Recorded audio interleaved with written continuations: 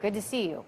Good to see you, You got Trish. a lot of your colleagues there pretty upset about this $12 billion that's going to farmers to kind of get them by in this challenging time while we put these tariffs on so many products that are coming in and others are retaliating. Is it the right move in your view?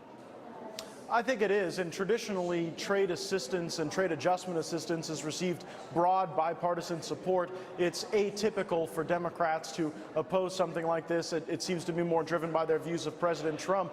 We've been in a trade war, and surrender is no longer our national strategy. Florida's farmers have been punished by cheap products that have been dumped by Mexico and other countries, and I think it's about time the United States stand up and fight back and ensure that we've got the policies that put America first, not the rest of the world.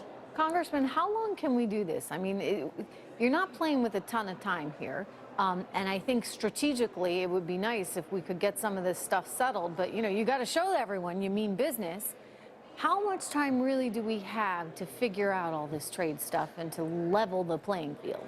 Well, if you say, I have 6 months to figure this out or I lose my gumption, then those who are our adversaries will wait 6 months and 1 day. I think that in most circumstances, leverage is the amount of pain you're willing to inflict against the amount of pain you're willing to withstand. I don't think this is any different than that, and hopefully we'll be able to achieve more balance, because it's just not fair to enter into disagreements Congressman, we that got some breaking news that I want to get your reaction to.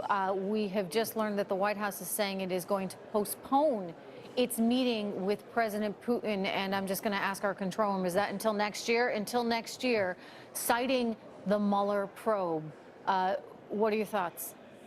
Well, look, I trust the very smart folks at the White House to make the right decision regarding our diplomacy. I hope that this doesn't mean we won't continue to engage in areas where we have mutual interest. I know that a lot of the focus following Helsinki was on the Mueller probe and the president's reaction on election meddling, but there are other issues that are critically important, like non-proliferation, anti-terrorism, and I hope and expect that this announcement won't thwart the progress we're making there, because if the United States and Russia are able to work together in those areas, we have a far greater chance of success than if we go at it alone. But is he bowing down there to pressure from those in the Senate? I mean, I was just talking a short time ago with Ed Rollins, who you may know, former Reagan the campaign director and member of the Reagan administration, and he said, look, Reagan and Gorbachev, they met multiple times.